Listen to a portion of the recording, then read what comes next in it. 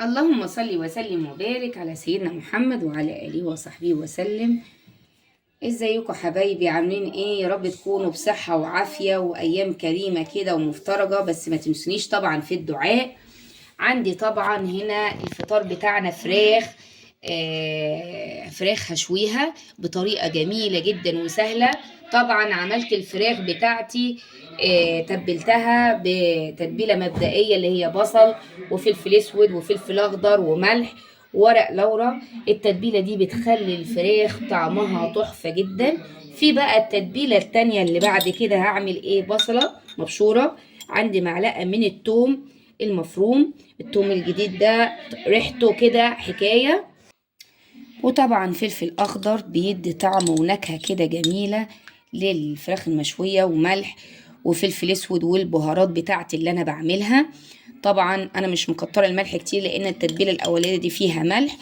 هبتدي بقى ان انا اخلط كل المكونات دي مع بعض كده كويس جدا اهو بالشكل ده. معايا طبعا التتبيله دي عشان تدي نكهه للفراخ اكتر اهو بالشكل ده. طبعا التوابل والثوم امتزج كويس مع باقي المكونات. هجيب صينيه واحط طبعا ايه، احط كام ورقه لورا من تحت، وهبدأ بقى اجيب ايه، انا مقطعه الفراخ قطع. هبدأ ان انا اعمل كده امسح الفراخ بالتتبيله بتاعتي دي اهو. مش هغسلها طبعا من التتبيله التانية لان انا منضفه الفراخ وغسلها كويس جدا اهو بالشكل ده اهو كده. وكمان لو تحطي كمان تحت الجلد كده، شايفين حته من التتبيله هتبقى جميله وتحفه. ادي بالشكل ده. وتحت الجلد برضو نفتح كده ونحط حته تحت الجلد، شايفين بتبقى طعم خرافه بصراحه وريحه يعني ما تستغنوش عنها ابدا في الشوي اهو بالشكل ده. هعمل باقي الكميه بقى بعد كده هحطها في الفرن. هشغل الفرن طبعا، هزود لها حبه ميه صغيرين بحيث ان هي ايه تستوي منها فيها كده في الفرن. عايزين تغطوها بورق فويل مفيش مشاكل. انا ما بحبش ان انا اغطيها بالفويل لان ايه، لان الفراخ بتاخد وش برضو في اثناء ما هي بتستوي. ضغطوا لايك ولا لسه حبايبي؟ طبعا العرايس كده ابتكري كده كل يوم في جديد وتعملي حاجات كده وتنوعي عشان جوزك إيه يعني اقرب طريق للراجل معدته. طبعا تعملي له تشكلي له كل يوم كده هي فراخ زي ما هي بس بطريقه مختلفه. يعني اعملي طرق كتيره كده هتخلي طعم الفراخ كده ايه جميله معاكي.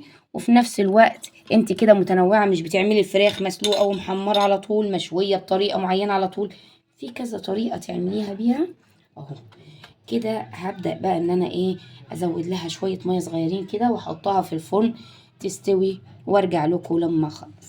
ادي الفراخ بتاعتنا بعد ما استوت ريحتها تجنن. طبعا معاك محميتين يا اخ، طبعا لازم الفحم.